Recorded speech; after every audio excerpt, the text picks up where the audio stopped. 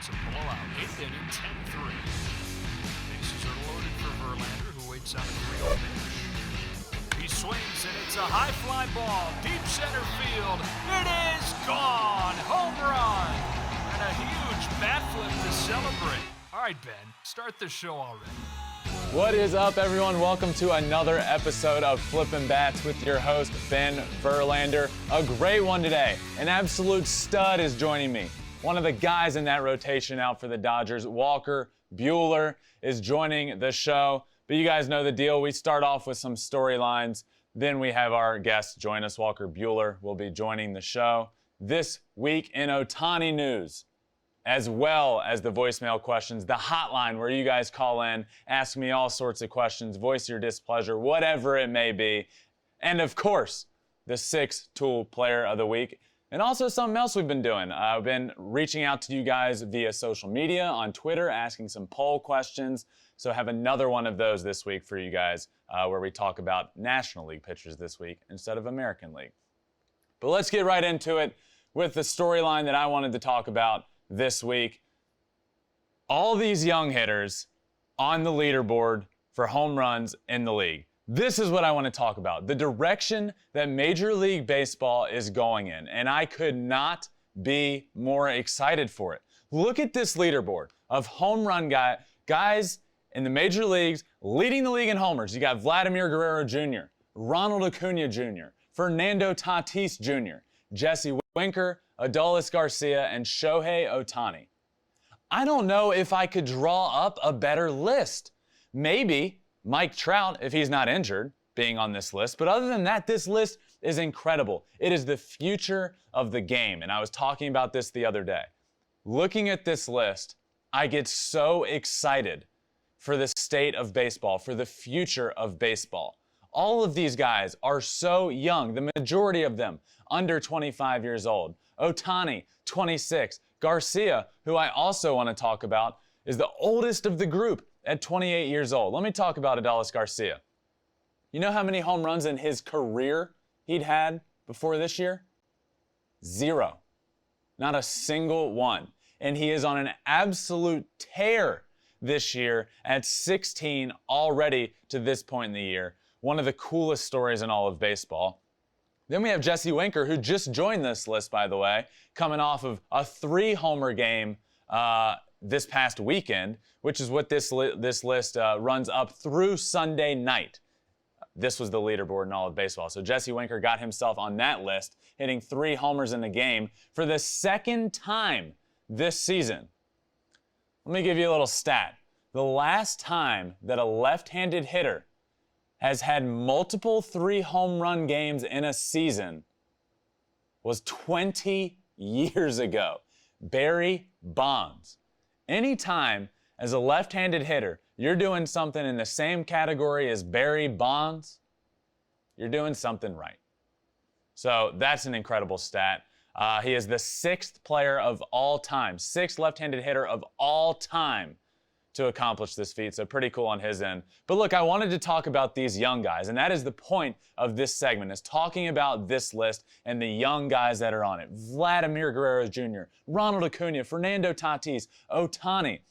The state of baseball is in such a good place to have these guys being so young and moving forward in the direction that the game is moving. Because I've talked about it a lot. That the game of baseball just feels different this year. It just feels different from having all of these young talent that we've had around the league for a little while, but this year feels like the takeover. This is the takeover of the next generation of baseball. And look at this leaderboard. You can't tell me otherwise. And you guys know I'm obsessed. I love Shohei Ohtani, and to have him on this list as a pitcher as well, so sick. But you know, this list got me thinking. If I were to start a franchise and had 2 guys to pick that are under 25 years old, who am I going with? A bunch of these guys are under 25. You got Vlad, you got Ronald Acuna, you got Tatis. You have some other guys that aren't on this list that are great. Juan Soto. The list could go on and on. So it really got me thinking, who would I take as a GM to start a franchise right now? I feel like for me the answer is Fernando Tatis Jr. at shortstop and Ronald Acuna Jr. out in the outfield. And a big reason I'm making that decision is, look, and I totally think Vladimir Guerrero Jr. to this point in the year, right now, has separated himself as one of the top hitters in baseball. But this list, I'm thinking about more than just hitting. Shortstop, a premier position. Center field, a premier position. You want defense up the middle of the field. And to have those guys, to have a guy like Tatis and Acuna up the middle would just be insane. So if I'm starting a franchise with two guys under 25, the fact that they're under 25 years old and doing what they're doing, if you guys aren't excited about the state of baseball and the direction it's heading, then you've been living under a rock.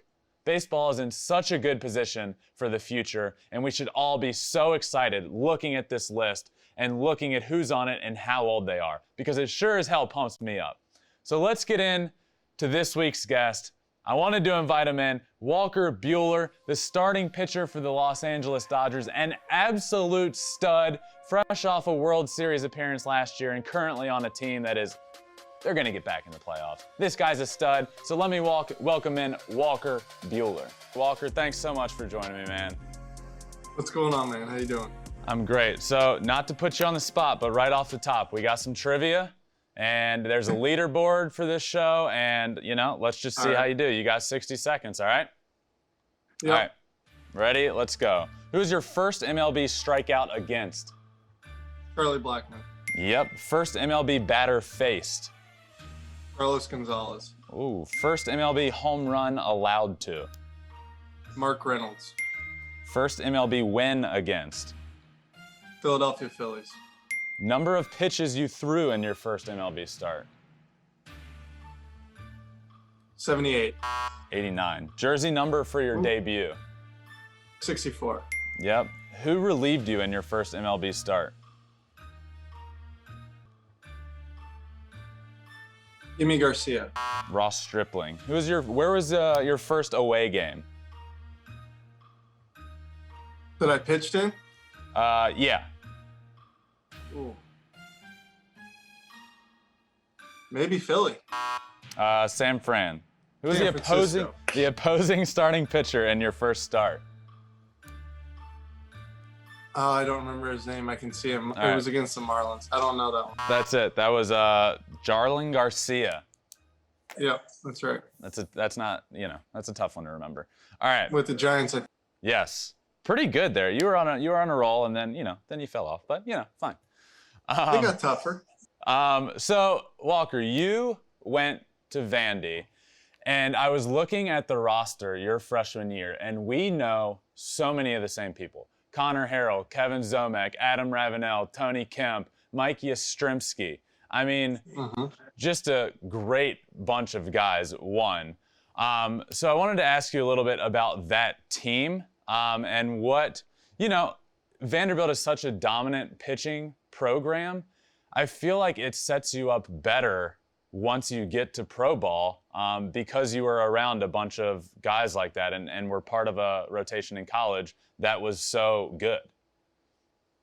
Yeah, I mean, I think the biggest thing is when you're around guys of that kind of quality consistently, you're going to push each other, right?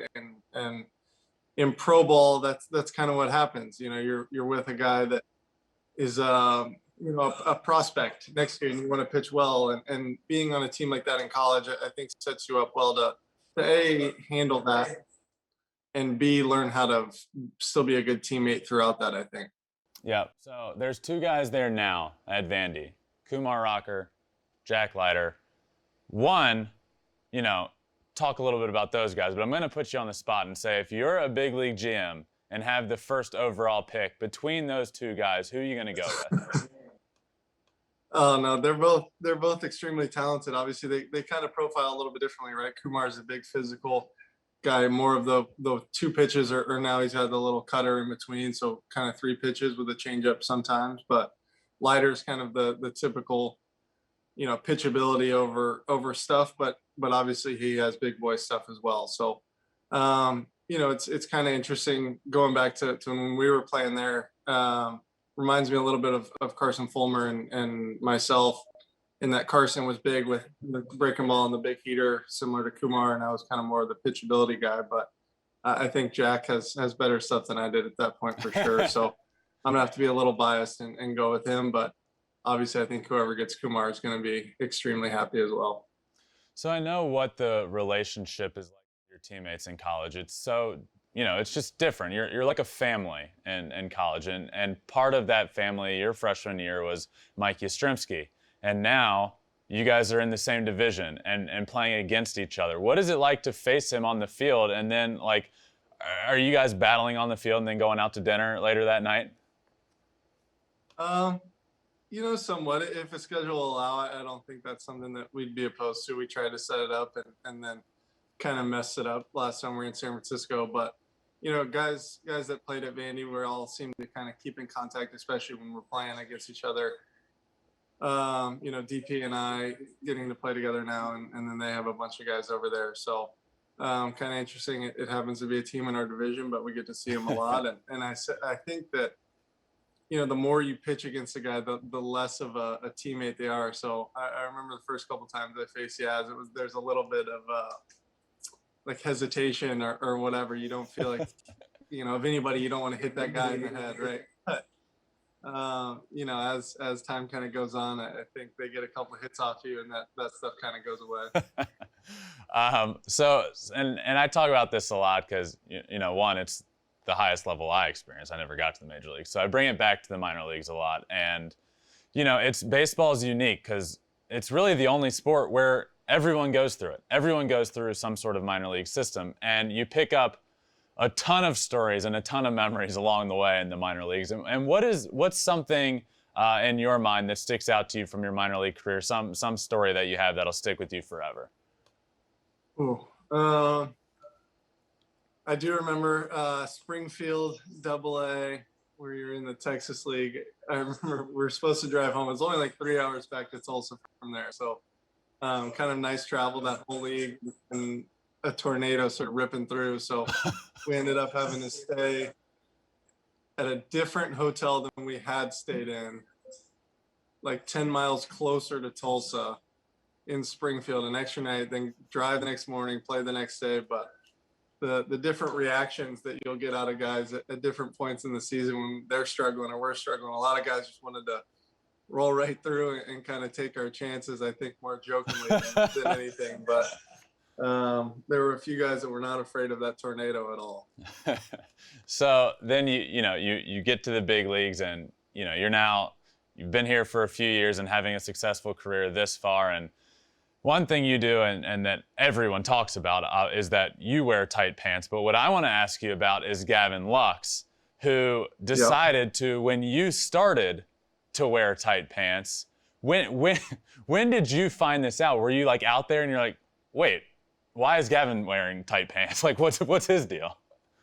No, well, I mean, I will confirm they are mine. So I did have to have part of that.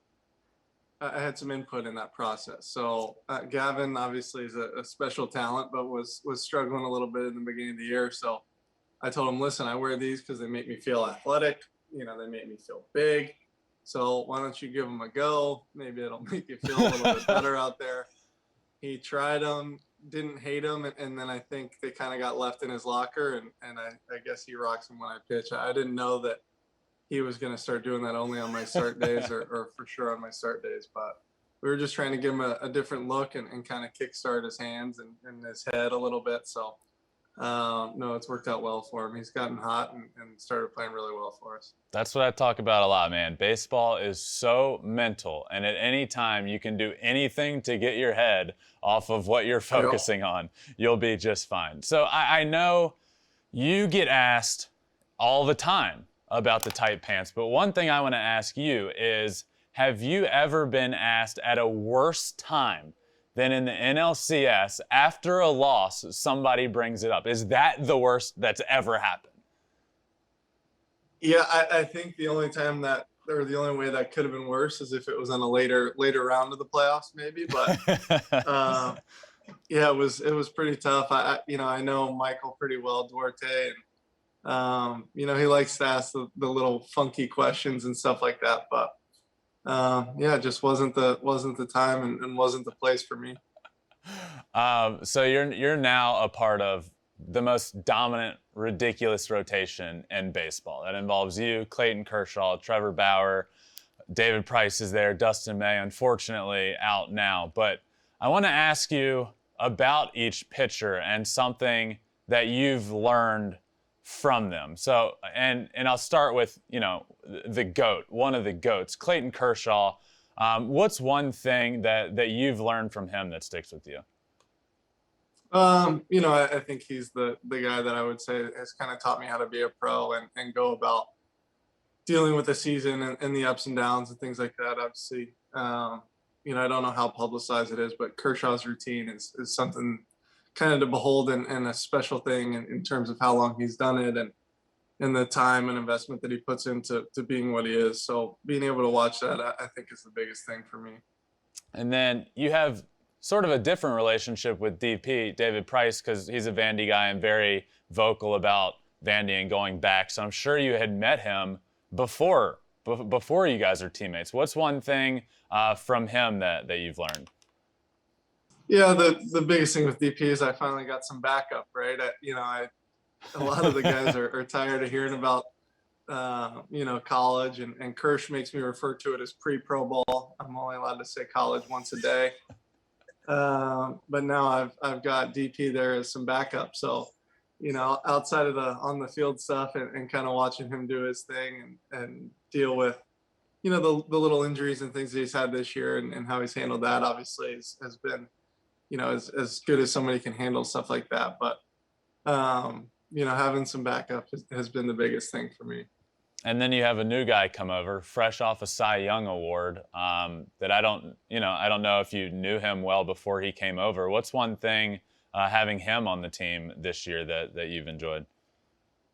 Yeah, I knew Trevor a little bit. I wouldn't say super well, but knew him and spoke to him every once in a while. But, I think the biggest thing about Bauer is just the attention to detail. And, there's a lot of people that make this big thing about all the wacky stuff he does or whatever and his routine and the weighted balls and all that. And that's all well and good. But I think the biggest thing is just how he can quantify all these things to himself. And he, takes certain measurements and things like that to kind of know where his body's at and trust those numbers more than his feel, I think sometimes, which is interesting. That's not how many guys do it in our game or have in the past, but at the end of the day, he's doing the same things. He's just doing it more detailed and learning that and watching that has been really cool.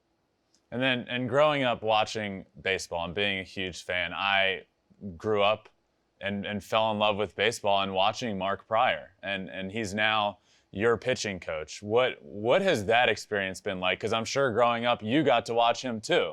So what's it been like having him as your pitching coach?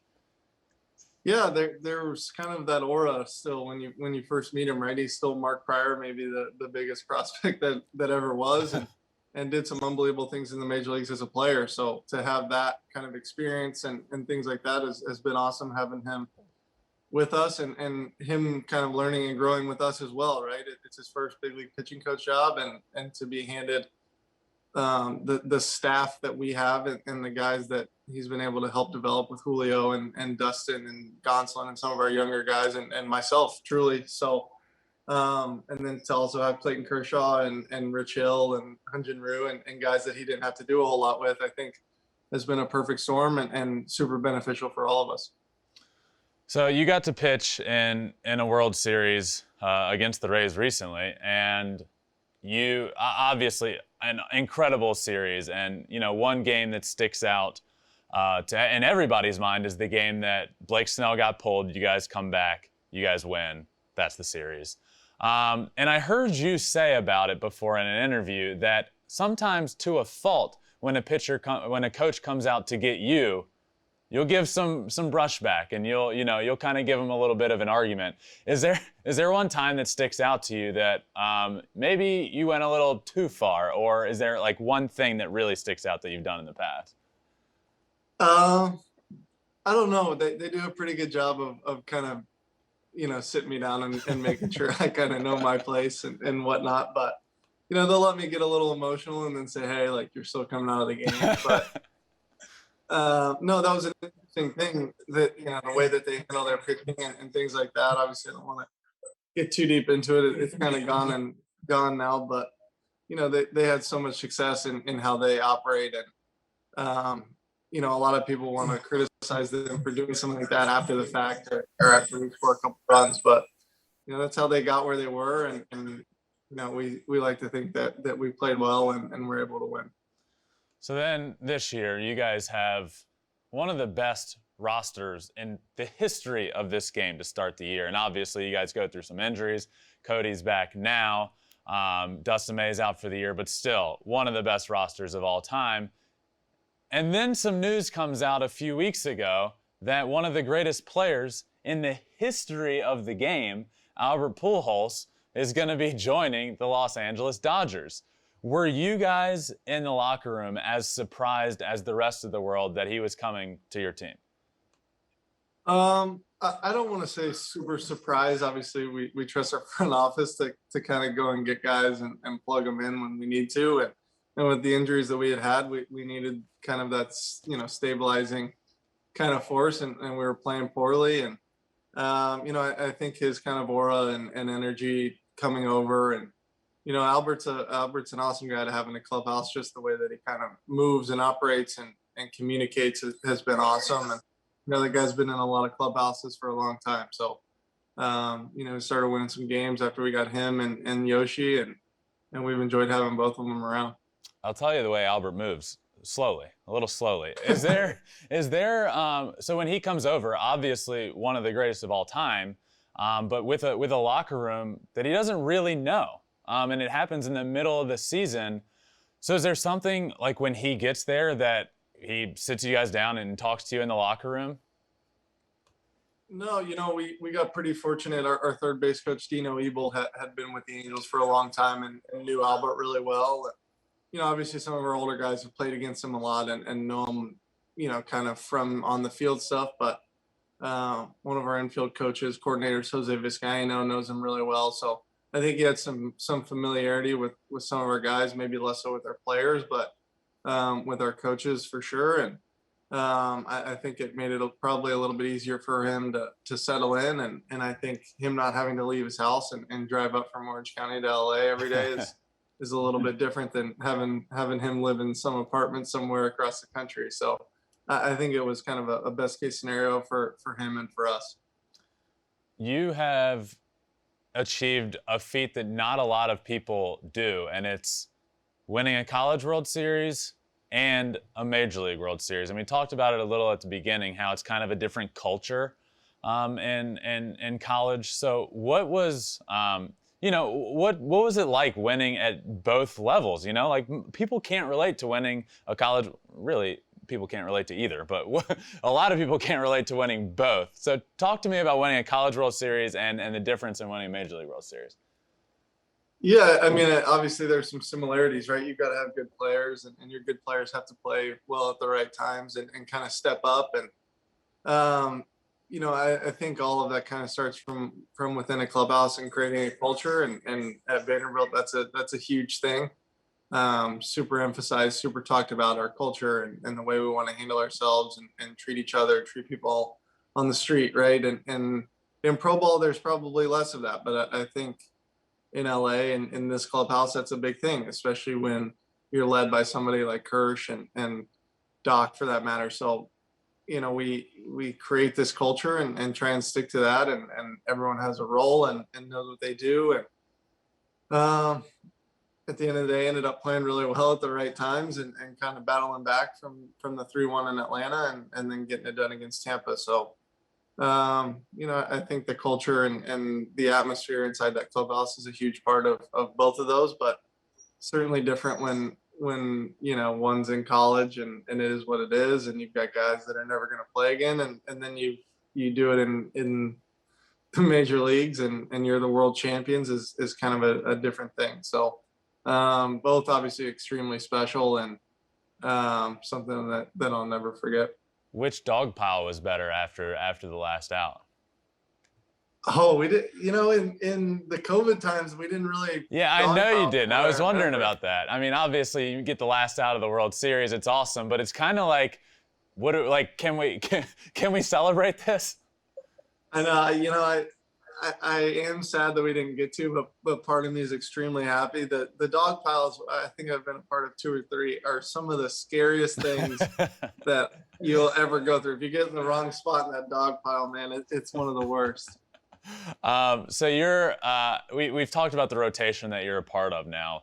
What is it like pitching in the middle of that rotation and having, it doesn't let up behind you, in front of you? Is there like a competitive nature to pitching in that rotation? Like, all right, Kersh just went out and threw 8 scoreless. Let's see if I can top that. Yeah, I think there has to be, right? I think that's part of the culture element, right? We've had that here before with Rue and Rich and Kersh and Woody and Strip, and a lot of guys have had success here, and this is just kind of a new iteration of that. And obviously with Dustin, out of it, it takes him out of it. But at the beginning of the year, you had 5 guys that were all throwing the ball well. Well, 4 guys probably with the exception of me. I wasn't throwing it very well. So, obviously Julio has been a guy that I've kind of grown up with and come up with. He actually beat me to the big leagues, but this is our first year kind of being in the rotation at the same time for a while. And, it's just fun. Obviously Bauer brings a whole different kind of energy and enthusiasm for what he gets done. And then Kersh is kind of the classic stoic veteran, but I try and find myself somewhere in the middle of those two and go out and throw the ball well. One of the best rotations of all time, not including yourself. You get to a Game 7 of the World Series. Who gets the ball? Not including me? Not including you. Any pitcher or guys on our team? On your team. I don't know who's starting that game, to be honest with you. Obviously, Kersh and Bauer, and those are the kind of guys ahead of me, right? But, what Julio did in the playoffs last year is hard to kind of overlook. So I think it would probably be some combination. Obviously, the later in the year we get, the more we do that kind of stuff. So I guess we'd all probably just throw a couple innings and then let Kenley come in for the 9th. Yeah, Kersh to Walker to Bauer to Julio isn't the worst combination in the world for a Game 7, that's for sure. Hey, so on Twitter during UFC fights, you get very active. Where did your love of UFC start? I've always kind of been interested in it, and weirdly enough, I met a comedian named Theo Vaughn that I kind of started following his stuff, and got to meet him, and through that started listening to some podcasts, and then got into Joe Rogan podcasts and all this stuff. So it was kind of a weird rabbit hole that started with Theo Vaughn. But no, the past couple of years, I've definitely gotten pretty big into it and started watching pretty intently. And I think this COVID thing and the way they handled it was probably the best of any of the sports, kind of getting back and figuring out how to be safe and still put on events. And I think for a lot of people, that's probably the first time they sat down and watched a UFC fight. And for me, it certainly was a time that I started watching them a lot more intently and more often. And, I just think it's a cool sport. I think all the different elements of it and the different strategies that guys have, I think it's cool. And definitely excited to watch some of the fights coming up. They also did it so well because they just bought an island and went out into the middle of nowhere and started fighting there. Who are some of the guys, you mentioned some fights coming up, who are some of the guys you're looking forward to watching, and who are, some of the guys that got you into it when you first started getting into UFC? Yeah, Israel Adesanya obviously is the big one coming up that I can think of. The McGregor-Poirier fight I'm excited for. I think one of the coolest parts about the UFC is not you don't have to have the guy that you want to watch fighting every week, right? Conor McGregor doesn't fight every week, and you can still watch and enjoy it and become a fan of a couple new guys while you're doing it. So Michael Chandler coming over, I think has been pretty cool. Obviously, him losing this, a couple weeks ago was kind of tough, but I think he's been a cool addition to the UFC. And him being a Nashville guy or lived in Nashville, I've got some people that have met and interacted with him and seems like a pretty quality dude. So right now, probably him and Izzy are my 2 favorite guys. Who's one player on the Los Angeles Dodgers that would transition well into the UFC? Ooh. I've got kind of three. We have this conversation, right? The three guys on our team that you'd want in a bar fight with you, right? That's kind of a classic one. Two of them are now retired, but in their prime, I would take David Freese would be up there. Russell Martin is extremely, surprisingly flexible and athletic. Okay. And then my third would probably be Joe Kelly. I think he's got the body. He could probably fight in a small weight class, but we've seen what he's done in some of the brawls. So I'd take Joe Kelly for sure. So one thing I ask everybody when they come on is some career moment sort of questions. So I want to ask you your first one. What was your welcome to the MLB moment? You probably asked me about it already. The Mark Reynolds Grand Slam. My second career outing. I remember. I think I threw him like 7 straight fastballs. I couldn't throw strikes. I had no idea what I was really doing, and I threw him a fastball in. He hit it. I thought I broke his bat. Screamed loud in excitement, and it went over the fence. So that one was the moment I kind of realized I was dealing with a different animal than I had in the minor leagues for sure. What has your most memorable play been on the field? Memorable play. I do remember some of the things Kike Hernandez was doing in my first start in the big league. So in 2018, I remember he kind of spot started at shortstop and made 3 or 4 of the best plays to this day that I've seen made, behind me. So I think those are probably the biggest ones that weren't kind of through my eyes, I guess. And a moment that has stood out to you in your career that has taken place with teammates off the field? Ooh. Honestly, this bubble thing that we were in last year was pretty interesting. I kept telling my fiance, like, this is like summer camp for me. Like, I love this because we were so close, and our hotel rooms are next door to each other for a month.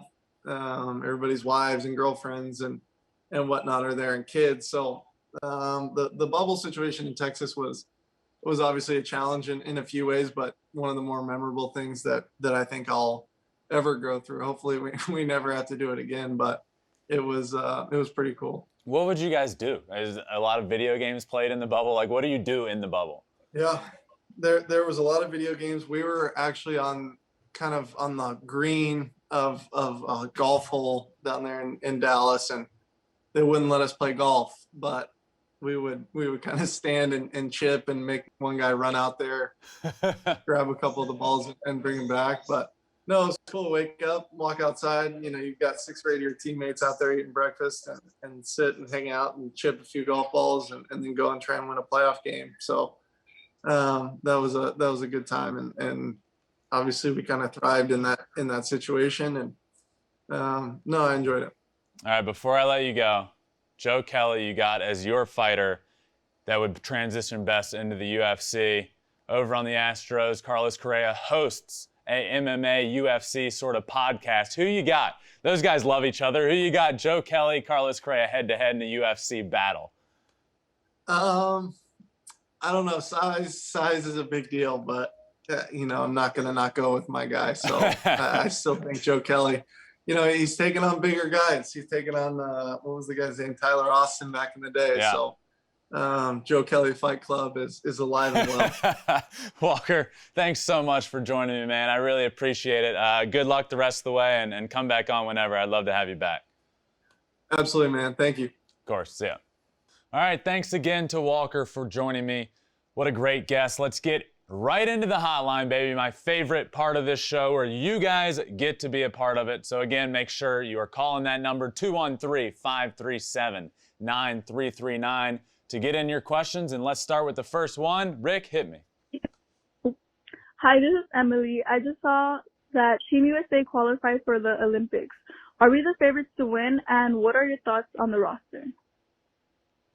Yeah, thanks for the question. So Team USA has qualified officially for the Olympics. Super excited about that. Are we the favorites? I would have to say we are. Look at how they played in these qualifiers. And you look at the roster. And one thing you can't have a guy on a major league roster or a 40-man. So if you're on the 40-man roster or obviously the big league roster, you can't be on the Team USA or any nation's roster for that matter. So we have guys like Todd Frazier, Matt Kemp, David Robertson. When you look at our roster, it is set up to win. You look at our roster and it's full of ex-big league guys, fringe big league guys, some minor league guys. It's really good. And we absolutely dominated the qualifiers, outscoring the opponents in 4 games by a total of 29-10. Just ran right through it, dominated every game.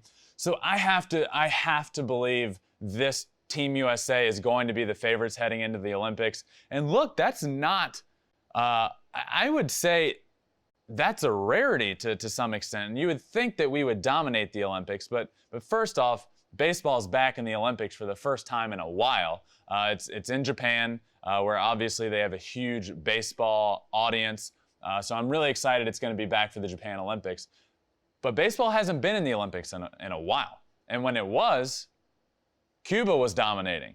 The Cuban team was absolutely dominating the Olympics. And I think it's going to be really cool to have a good Team USA team involved and to hopefully win it all, because this roster is built for that. And as of now, Cuba hasn't qualified. They didn't qualify. I think there's still a chance for them to get in. But this Team USA roster is built to win, built for success, and it's going to be really fun to watch them come time for the Olympics in July and early August. So, Rick, hit me with that next question. How you doing, Ben? This is Pablo Avila in Houston, Texas. I'm a huge Astros fan, and my question for you is, so the Astros have been struggling to start the year in regards to their bullpen, but just now they have a healthier roster in the starting pitching lineup. Do you think that the Astros starting pitching, getting as strong as it is now, is going to carry them into the postseason, or do you think that it will eventually just be the hitting and the amazing lineup of hitters that we have from top to bottom that's going to get the Astros to the playoffs? Thank you very much for answering my question, Ben. Perfect. Thank you so much for calling in. Look, I don't think no matter how you draw it up, they are getting healthier on the pitching side, but this team isn't built around the pitching. I don't look at the Astros pitching staff as a whole from the rotation through the bullpen and say, this is an elite pitching staff. It's not. They've gotten healthier, which is going to be huge for them, having Jake Odorizzi to put in that rotation, having Framber Valdez back, able to put him in that rotation. And then what they did, which I actually think was very smart, is move guys to the bullpen. You know, you look at the rotation right now. You look at having Lance McCullers and Zach Greinke at the top. That's a great top of the rotation. So to have more depth in it, I think is going to be huge for them. But to be able to move a guy like Christian Javier from the rotation to the bullpen, look, I don't think he's a bullpen guy, but they need it. They desperately needed somebody, and they still do. They still need to add somebody at the back end of that bullpen because it just hasn't been getting the job done. So to answer your question, what is going to get this team to the playoffs is going to be their offense. The offense is elite and has been all year. They're, if not the top, they're at the top of the league in runs scored, average, so many offensive categories they're at the top of. So this team, make no mistake about it, is built around this lineup. The lineup and the core guys of Altuve, Bregman, Correa, Brantley, Jordan, those guys right in the middle of that lineup, that's what makes this team elite. And that's what's going to get this team to the playoffs is the offense. So thank you for the question.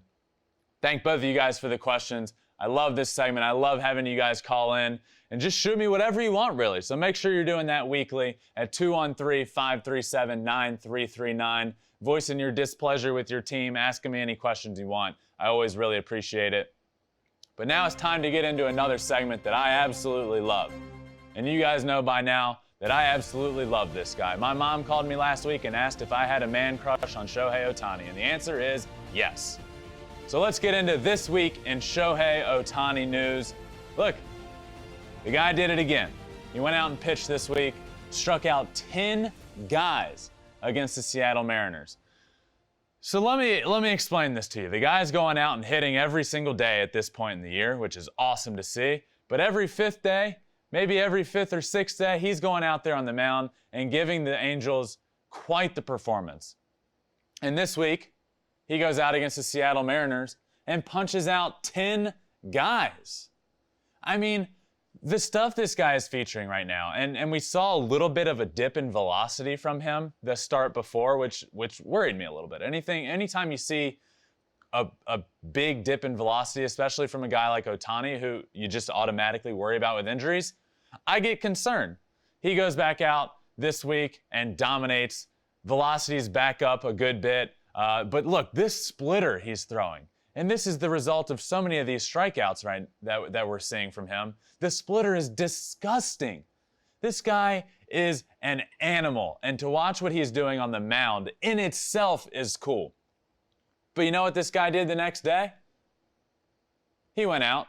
He was in the lineup, facing a lefty on the mound, and hit a bomb. The next day, he hits a homer off of a lefty homer to dead center to put him back up on the American League leaderboard in homers, right at the top. I think that homer actually tied him for the league lead, the American League lead in homers. Vlad then hit another one. Vlad's going off as well. But look, I can't stress enough what he's doing. He goes out and punches out 10 batters the night before. He goes out the next day and lefty, stays inside of a ball and hits it out to deep left center.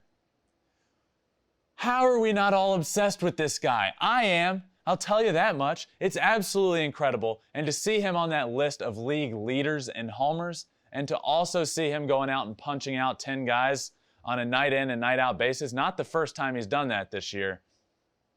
Guys, that's why we have our own segment about him, because he is doing newsworthy things every single night. He's the reason I tune in to watch the Angels every night. They don't even have Mike Trout right now, the best player in the world. But they have Shohei Ohtani, and he's extremely exciting and doing something on a night in and night out basis that you all should be watching. So make sure you're watching him. But let's transition into something that we've started doing. And if you don't follow Flippin Bats Pod on Twitter, make sure you're doing it. Because now we're asking you guys questions. Every week we get out a poll. We started with the best AL pitcher. And this week, we went with who is the best NL pitcher. But a little bit of a caveat here. I feel like we all know who the best National League pitcher is. There's one best pitcher in the entire world right now, and his name is Jacob deGrom. So, for the sake of this poll and this argument, we did not include Jacob deGrom because we can all agree that he's the best pitcher in the National League. So what we did is we asked you guys, other than Jacob deGrom, who is the best pitcher in the National League? These are the guys we put up on the graphic: Trevor Bauer, Max Scherzer, Brandon Woodruff. And we also put a someone else category as always. Look at the results of this poll. Max Scherzer, 28.3%. Trevor Bauer, 28.9%. Brandon Woodruff, 21.8%. And someone else, 21.1%. It is tough to run a poll on social media and to have it this close from top to bottom. So Trevor Bauer wins this poll by mere percentage points over Max Scherzer. But what I want to do is talk about the someone else category. Who could it be? Who's in that someone else category that's getting a lot of the votes? I'll tell you who it is, and who it should be is Kevin Gausman of the San Francisco Giants is having an insane year. He's a big reason this Giants team is in the position they're in. And I've talked about it before. This isn't a fluke to have the Giants where they are. What they're doing is they're pitching great. And Kevin Gausman, who just hadn't quite figured it out in his career, has gone out there and figured it out for the San Francisco Giants. And it's awesome to see that out of him. And I also think a guy like Jack Flaherty of the Cardinals has to be getting some of these votes. The guy is having an awesome year. He's down right now on the 10-day IL. But look, his stats have been insane. But look, if I'm looking at this list, if I'm taking one pitcher from the National League other than Jacob deGrom, because I'm obviously taking him, if I'm taking one pitcher to go out and to win a game and who I think is the best pitcher in the National League, I'm going to go Max Scherzer. I think Max is, all in all, the best pitcher in the National League. Now, if we change it to say who's the best pitcher in the National League right now, again, other than Jacob deGrom, it's Brandon Woodruff. Brandon Woodruff. What those two guys in Milwaukee are doing, Brandon Woodruff and Corbin Burnes, what the two of those guys are doing is remarkable. Absolutely remarkable. So I love this poll. Make sure you guys are following Flippin Bats Pod on Twitter and Instagram. We do a lot of this stuff now, a lot of interactive stuff. So if you're not following there, make sure you follow the Flippin Bats Pod account. We do stuff like this weekly, put out graphics, and then we talk about it on the show. So make sure your vote is heard. But now let's transition in to the 6-tool player of the week. And man, it is about time. Vladimir Guerrero Jr. is this week's 6-tool player of the week. Look, I have a lot to say about this guy. What Vladimir Guerrero Jr. is doing this year, after coming up and having the hype that he had around him, which was, I don't want to use the word unfair, the hype he had around him, but it was astronomical, the hype he had, and he just hadn't quite lived up to it. He had been a decent big league player up until this point, but you know what he did this offseason? He went in, he lost a bunch of weight, he got himself into a very athletic shape, and he has taken off this year. At the top of the league in home runs, but something else I want to talk about from him, and something else, you guys know this by now, the 6-tool player isn't a guy that's just going out and hitting homers every night. You got to be doing something cool. You got to be making the game exciting in some way, shape, or fashion. Let me tell you what Vladimir Guerrero did this week to earn himself 6-tool player of the week.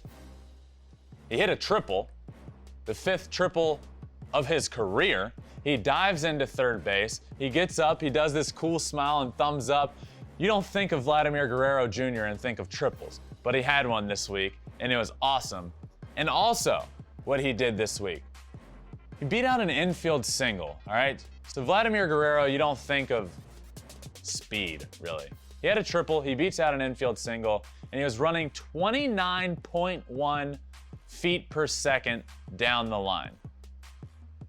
30 feet per second in the big leagues is elite. Vladimir Guerrero Jr. is pretty close to that elite speed, beating out an infield single, getting some triples, but again, hitting bombs, having fun around the bases, flipping his bat. That's what makes him so exciting. That's what makes Vladimir Guerrero Jr. this week's 6-tool player of the week. And I certainly believe that he will be back on this list because he's fun. And so are the rest of these guys that were on this home run leaderboard. The league is in good shape, my friends, and I'm super excited for the future of Major League Baseball. And that does it for this week's episode of Flippin' Bats. What an absolute blast. I wanted to thank Walker Buehler again for joining me. This has been awesome. Walker Buehler for sure has some good luck coming his way because the good luck that has been coming from this pod has been insane. I don't know what's happened, but you come on this show and you do great. And that's all there is to it. So make sure you're subscribed to the podcast on Apple or Spotify or wherever you get your podcasts. Make sure you're following on all social medias, Twitter, Instagram, YouTube, where the episode debuts via video. And thank you guys so much for listening, and I will see you next week on Flippin' Bats. It's a blowout, 8th inning, 10-3. Bases are loaded for Verlander, who waits on a 3-0 pitch. He swings, and it's a high fly ball, deep center field. It is gone! Home run! And a huge bat flip to celebrate. Thanks for watching. If you love Flippin' Bats, swinging 3-0, or just talking ball, join us. Call us at 213-537-9339 with your questions. We have a weekly guest, and we have a lot of fun, so hit that subscribe button.